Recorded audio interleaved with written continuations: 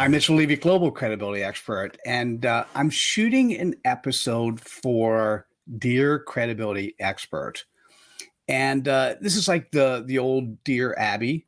And so what I'll say to you is, if you are curious, if you have a credibility question, feel free to reach out to me directly on whatever social media you're watching this.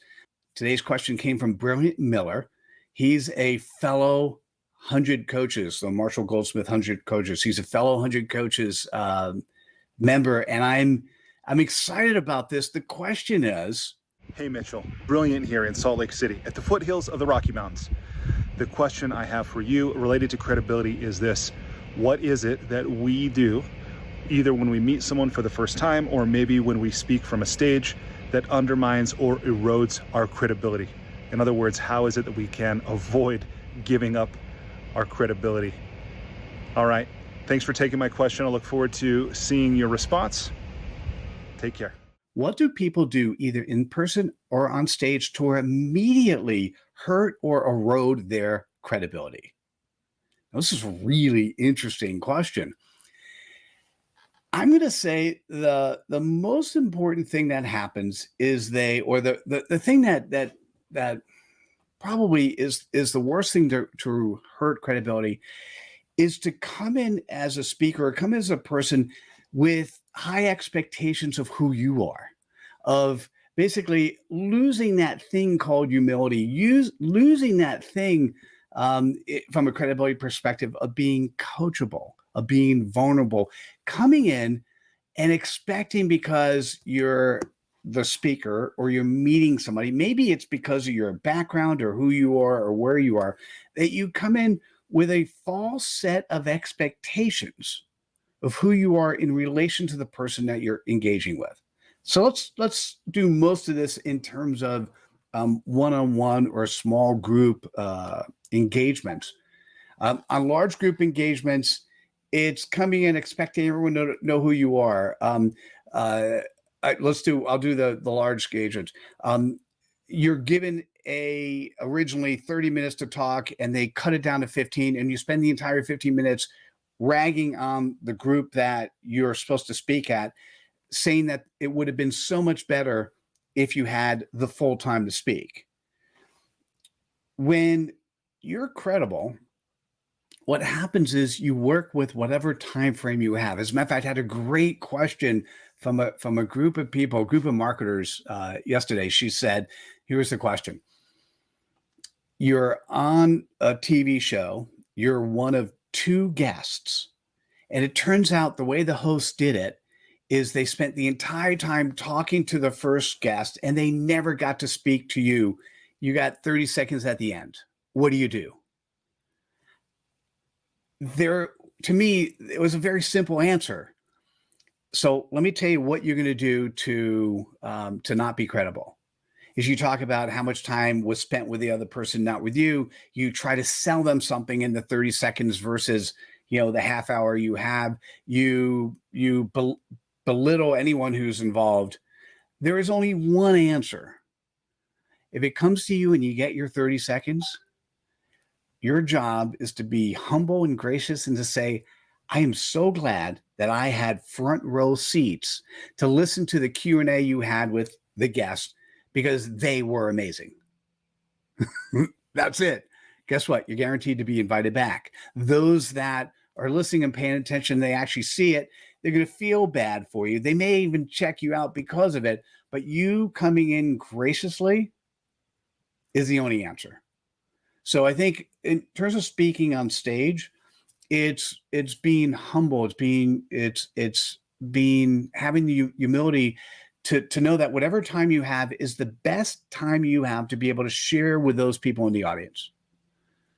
And things that you do which are opposite is expecting more and complaining to people that it didn't work out. When you're hosting, when you're leading, when you're that leader, when you're that person focused, your job is to spread Credust. Your job is to be able to share the ideas, thoughts, and actions of those people who brought you there in such a way that everyone wins. When you do anything other than that, you're hurting your credibility. Now, when you meet with people directly, There's so many things that you can do that would hurt your credibility. Let's say you set up dinner at a place that has a dress code. If you end up going to dinner and you're not dressed appropriate to the dress code, loss of credibility. In terms of who you are and how you show up, I think your focus as a human is to be you.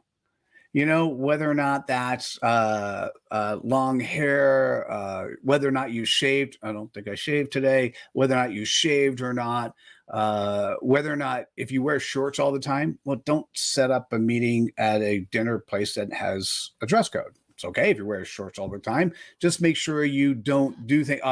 Don't set up golf at a golf place that you're not going to wear the appropriate golf attire, and you assume because of who you are that it's okay. Those are things that hurt your credibility. Let me tell you what's worse is making assumptions of the people who are engaging you. So it's going to dinner and treating the waitstaff bad, or going to dinner and you're expecting people to know who you are, and because you don't get seated right away, you get mad at people. It is the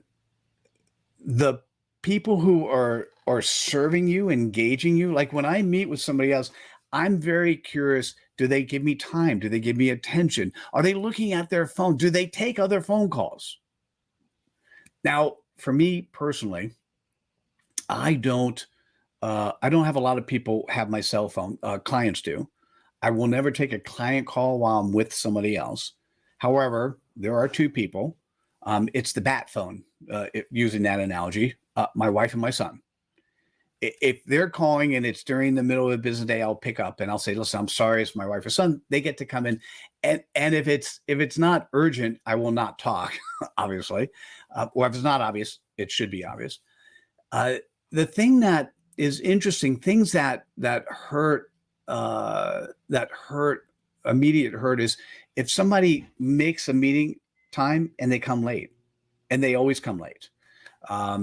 Sorry, there's a guy who said to me, Mitchell, my entire staff know that I'm always late because I'm always late. And so therefore I'm credible even though I'm late because, well, I guess that's true. And that's true for your staff. But for other people you make meetings with, when you come late, that's an assumption that you have higher value than other people. And it's lack of credibility.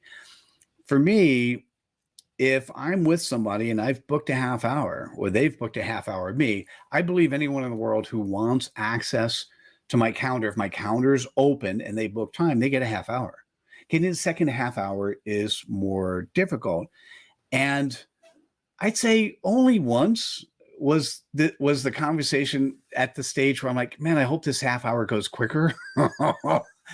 Because most of the time people are amazingly valuable humans and there's something about them that I can learn from and grow from.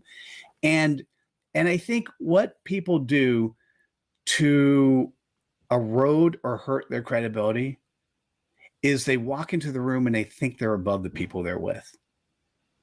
And I think that's common human character, common human nature. It's just treating everyone with respect, treating those, regardless of how they show up, treating them as human, as someone who is of value, someone who, if you're a servant leader and you're there to serve, it doesn't matter what station the person's in, you can serve, whatever that is, even if it's a compliment or a hello or a good handshake. Oh, handshakes. I don't necessarily care about female handshakes.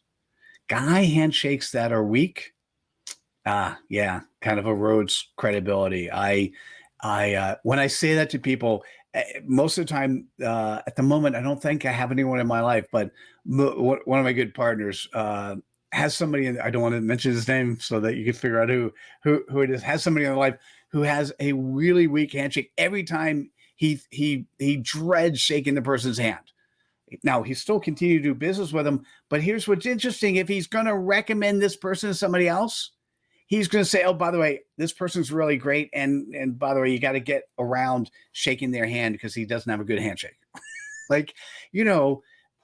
Credibility is showing up in a way that those people who have expectations around you, that you don't exceed them in a negative way, and you don't take advantage of your station because for whatever reason, you're the CEO of the company, you have tons of money, you have little money, there's so many different ways that people can walk in a room and take advantage of the situation.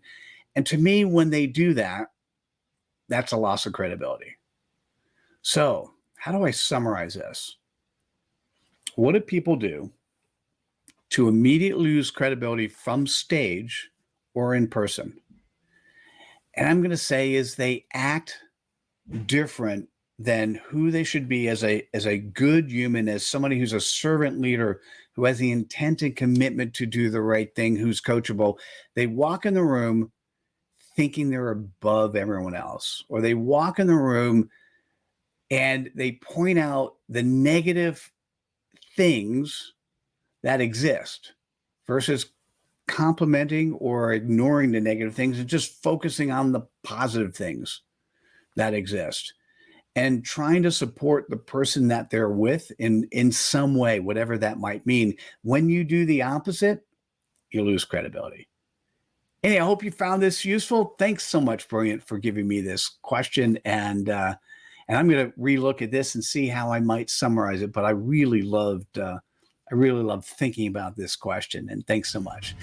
Take care, everyone. Have a great rest of weekend.